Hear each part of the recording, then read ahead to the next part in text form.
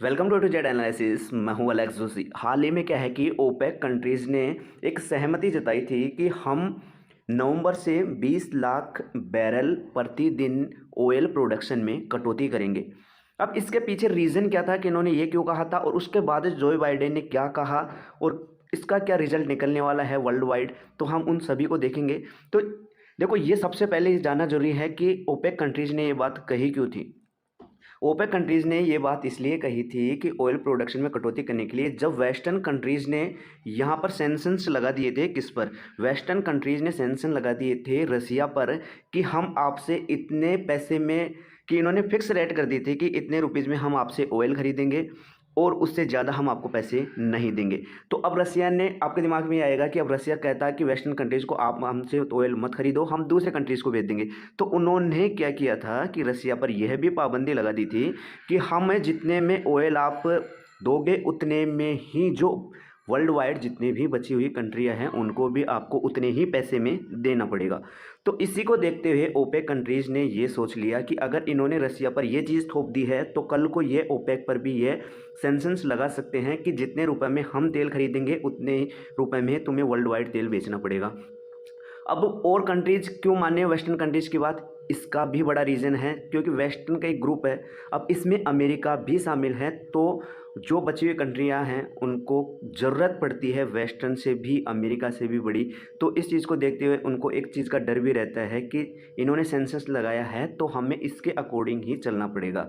तो यहाँ पर ओपेक कंट्रीज़ हैं वर्ल्ड वाइड। आपको पता होगा कि वर्ल्ड वाइड जितना ऑयल प्रोडक्शन होता है उसका 80% oil production only OPEC countries करती है, जिसमें से 13 कंट्रीज़ इसकी मोस्ट है कि जो वर्ल्ड का 80% यहाँ पर क्या करती है, ऑयल प्रोडक्शन करती है। वैसे ओपेक कंट्री में यहाँ 20 के करीब सदस्य है, लेकिन 13 इम्पोर्टेंट है। अब बाइडेन ने ये कहा कि अगर यहाँ पर तेल में गिरावट की जाती है, प्रोडक्शन में गिरावट की जाती है, तो इससे क्या होगा कि ओपेक में जो कंट्रीज़ है जिनका कंट्रीब्यूशन कम है, उनकी अर्थव्यवस्था पर यहाँ पर क्या है, गहरा असर दिखने वाला है। उनकी अर्थव्यवस्था खराब हो जाएगी। अब आप ये समझ सकते हो कि अमेरिका अपने आप को सरपंच समझता है वर्ल्ड वाइड का, जिसका मेन मकसद है कि हम अर्थव्यवस्था सुधारेंगे वर्ल्ड वाइड।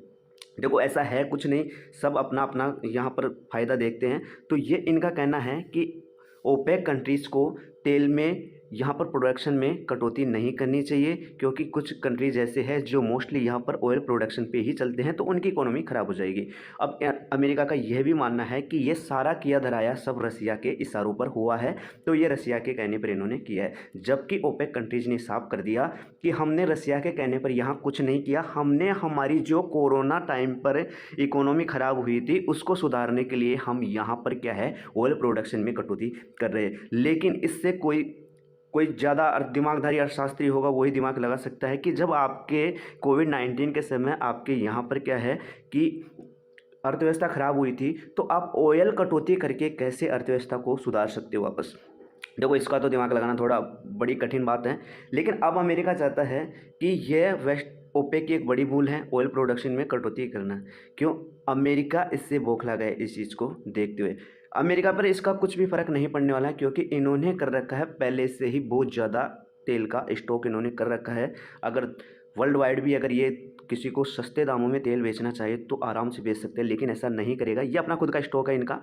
तो ये चाहता है कि ये ऑयल प्रोडक्शन करें और वर्ल्ड वाइड इकोनॉमी ठीक रहे, जिससे अमेरिका का दबदबा बना रहे। तो ये अपना फ़ायदा देखते हैं, अमेरिका ऑलवेज अपना फ़ायदा देखता है इस चीज़ के लिए। तो आपको क्या सही लगता है कि इनका ऑयल प्रोडक्शन में कटौती होना ठीक है या गलत है? लेकिन रियलिटी ये है कि अगर ऑयल प्रोडक्शन में कमी होती है तो हमारे इंडिया में इसका ऑयल की जो प्राइसेस है डेफिनेटली यहाँ पर बढ़ने वाली है। तो हमारे इंडिया के प्रोस्पेक्टस से देखा जाए तो हमारे को इसका नुकसान होने वाला है, क्योंकि यहाँ प्राइस राइज होंगी और हमारा यहाँ पर क्या है, जो पेट्रोल डीजल है इनके प्राइसेस यहाँ पर बढ़ने वाले हैं। तो ऑल ओवर हमारे इंडिया के प्रोस्पेक्टस से देखा जाए तो हमारे लिए तो बिल्कुल नेगेटिव इफेक्ट है। अगर अमेरिका को चुनौती दे रहे हैं ये कंट्रीज़, तो इसके लिए सही है या गलत है, तो आपको कमेंट बॉक्स में ज़रूर बताना है। मिलेंगे नेक्स्ट वीडियो में, जब तक के लिए जय हिंद जय भारत।